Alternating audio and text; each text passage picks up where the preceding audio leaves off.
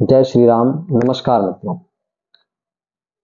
आज इस दुनिया में जो है एक बहुत विचारणीय विषय है कि आज इस मृत्यु लोक में विशेष कुछ समय से ये एक बहुत बड़ी समस्या हम सभी के सामने, समस्त संसार के सामने देखने को मिली है कि मनुष्य बहुत जल्दी मृत्यु को प्राप्त हो रहा है। बहुत जल्दी हम इस जीवन को बहुत छोटी छोटी उम्र में, बहुत कम उम्र में ये देह मनुष्य छोड़कर जा रहा है, अर्थात इतनी जल्दी मृत्यु हो रही है। जबकि वास्तव में देखा जाए तो इस कलयुग, वैसे तो सतयुग त्रेता द्वापर में आयु का निर्धारण बहुत अधिक है, लेकिन कलयुग में 100 वर्ष माने गए, परंतु आज 20, 25, 30 ये कुछ समय से तो इतना बुरा जो दौर है वो ऐसा चला कि जिसमें हम बहुत जल्दी मृत्यु को प्राप्त हो रहे हैं। तो इसका क्या कारण है मित्रों? तो मित्रों, आप सभी से निवेदन है, बहुत अच्छे तरीके से इस वीडियो के माध्यम से आप आज हमारे जल्दी मरने का कारण क्या है वो आपको इस वीडियो के माध्यम से बताया जाएगा। तो आप सभी इस वीडियो को पूरा देखते रहें, इस वीडियो को पूरा देखें, हमारे चैनल को लाइक एवं सब्सक्राइब अवश्य करें। आपको बहुत अच्छे अच्छे विचार हमारे इस चैनल के माध्यम से प्राप्त होंगे। आप ध्यानपूर्वक संपूर्ण वीडियो को सुनें।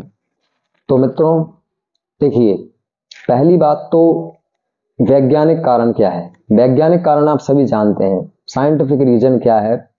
गलत खान पान, आचरण, ठीक है, इसके बाद में अपनी जीवन शैली, योग, व्यायाम, बहुत अधिक तनाव, किसी प्रकार से अपने शरीर को मेंटेन ना करना। तो जल्दी मृत्यु का सबसे मूल कारण भौतिक युग के हिसाब से तो वैज्ञानिक कारण यह हुआ मित्रों, परंतु क्या इसमें वैज्ञानिक के साथ धार्मिक कारण भी इन्वॉल्व है? तो जी हाँ मित्रों, हमारी मृत्यु इतनी जल्दी क्यों हो रही है, हमारा शरीर इतना कमजोर क्यों हो गया और हमारे शरीर के अंग इतने कमजोर क्यों हुए, हम क्यों इतनी जल्दी मर रहे हैं? तो मित्रों, इसके पीछे जहां वैज्ञानिक कारण है 30%, वहां 70% धार्मिक कारण भी है। मित्रों, आज हम प्रकृति जो है, प्रकृति के साथ बहुत बड़ा खिलवाड़ कर, जो पारिस्थितिकी प्रकृति ने बनाई है, जो विधाता ने बनाई है, उस विधाता ने जो पारिस्थितिकी बनाई है कि भाई सर्प का भोजन चूहा है, चूहे का भोजन छोटे छोटे आदि रोटे आदि, जो घर में जो अनाज रखा हुआ है, खेतों में जो अनाज है वह है। ये सारी चीजें जो है किसकी हैं? तो ये पारिस्थितिकी भगवान ने बना रखी है। गाय घास फूस खाती है, तो ये सब चीजें पारिस्थितिकी ईश्वर ने पहले ही बना के रख दी, परंतु हम क्या कर रहे हैं? इस प्रकृति के साथ खिलवाड़ कर रहे हैं।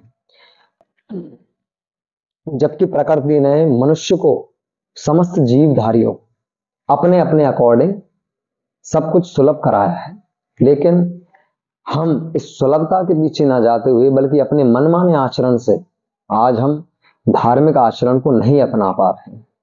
और इसलिए भी हम, भाई किसी ने कहा कि यार वो तो बहुत अच्छा व्यक्ति था, लेकिन बताओ भगवान का भजन करता था, लेकिन इतनी जल्दी चला गया। कोई कहता है उसने तो बुरे कर्म करे थे, पर इतनी सी उम्र में मरना, बताओ यार, ये तो हमने पहले नहीं देखा। तो बड़ा सोचते हैं आज। तो हमने प्रकृति का संतुलन बहुत खराब कर दिया।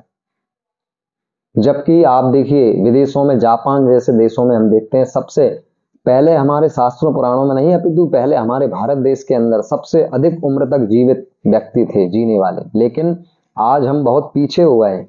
जबकि सबसे अधिक उम्र के जीने वाले लोग जापान जैसे जो विदेश देश हैं, वहां पर कितनी अधिक उम्र तक जीने वाले लोग आज भी हैं।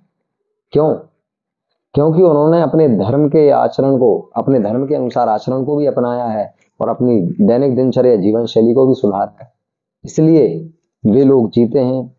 लेकिन विशेष रूपेण तो हमारे जो है, हमारी संस्कृति में, हमारे अंदर जो है बहुत ज्यादा कुरीतियां आ गई हैं, जिनके कारण कि हम बहुत जल्दी, हमें जो मृत्यु ग्रास कर लेती है, मृत्यु हमको ग्रसित कर लेती है। तो मित्रों,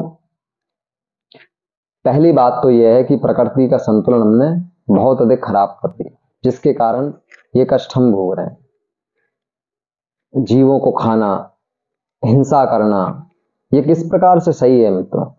तो इसलिए क्या है, देखिए प्रकृति जो है, प्रकृति जब अपने भयानक रौद्र रूप में आती है, तो ये शास्त्रों का, पुराणों का वचन है कि वह किसी भी प्रकार से चाहे वो कोई भी हो, वो सबको अपने चंगुल में ले लेती है, चाहे वो अच्छा हो चाहे बुरा हो। बस उसके कर्म के अनुसार उसको डिपार्टमेंट अलग अलग मिल जाते हैं कि ये स्वर्ग में जाएगा, ये मोक्ष के लिए जाएगा, ये नरक में जाएगा।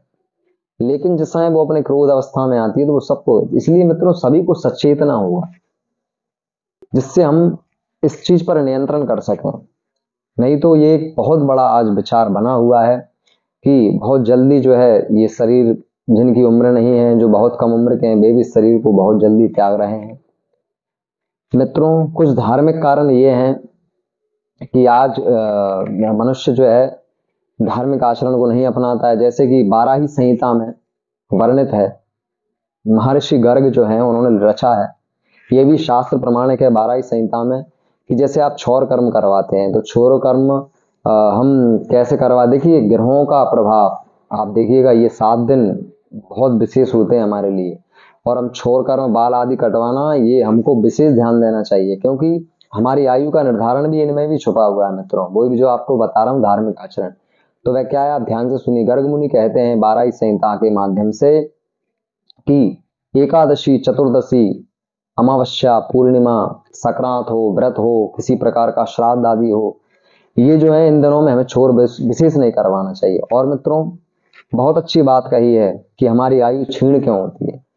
देखिए बाल कटवाने से तक आयु क्षीण हमारे ग्रह करते हैं। कैसे करते हैं? जैसे कि गर्ग मुनि कहते हैं कि यदि रविवार को हम अपने बाल कटवाते या छोर कर्म करवाते हैं तो उस दिन, रविवार के दिन, 1 महीने की आयु उस दिन के जो अभिमानी देवता हैं वो हमारी क्षीण कर देते हैं। मंगलवार को 10 महीने की आयु को जो है वो क्षीण कर देते हैं उस दिन के अभिमानी देवता। और शनिवार को वही छोर कर्म करवाने पर 7 महीने की जो आयु है वो उस दिन के अभिमानी देवता क्षीण कर देते हैं मित्रों। और वहीं ये जो दिवस है, इन दिवसों में ऐसी वृद्धि होती है, तो हम क्या कर रहे हैं, हम सब कुछ उल्टा पुल्टा व्यवहार अपने जीवन के साथ कर रहे हैं, जीवन के साथ खिलवाड़ कर रहे हैं, चाहे वो वैज्ञानिक रूप से हो चाहे वो धार्मिक रूप से हो। विशेष तो धार्मिक रूप से हम बहुत गलत आचरण कर रहे हैं। एक बार मित्रों एक कसाई एक गाय को काटता है, और कसाई जब गाय को काटता है तो गाय हंसती है। गाय कसाई से कहती है कि, कसाई गाय से कहता है भाई तू क्यों हंसी, मैं तुझे काट रहा हूं। तो गाय कहती है अरे कसाई, मैंने जीवन भर घास खाया और मेरा इतना दर्दनाक अंत, मेरी मृत्यु ऐसी कि मैं तेरे हाथ कट रही हूं। तो सोच, तूने जीवन भर मेरा मांस खाया और खिलाया, मेरे जैसे जीवों का मांस खाया, तो तेरा क्या अंजाम हुआ। कितनी गजब की बात सुनकर। तो मित्रों बस इतनी सी बात है कि प्रकृति का संतुलन विशेष बनाए रखें, नहीं तो आने वाले समय में, ये तो कुछ भी समय नहीं है मित्रों, बहुत बुरा समय जब आएगा तब कहीं हम अपनी आने वाली पीढ़ी और भी कई सारी चीजों को हम बहुत कष्ट पहुंचाने वाले हैं मित्रों। इसलिए आप ध्यान रखें, विशेष ये पीढ़ी, आने वाली पीढ़ी सुरक्षित रहे। और हम कहीं ना कहीं, क्योंकि अभी अगर धर्म शास्त्रों के अनुसार देखा जाए तो कलयुग की प्रारंभिक अवस्था है, इस अवस्था में कोई विशेष अभी बदलाव नहीं होने वाला है, लेकिन हम मनुष्य जो है वो धीरे धीरे इसको बदलाव की ओर ले जा रहे हैं। इसलिए आप इन विचारों से सहमत हों, अपने जीवन में इन विचारों को उतारें और विचार करें कि वास्तव में हम क्या कर रहे हैं, क्यों हम इतनी जल्दी मृत्यु को प्राप्त हो रहे हैं।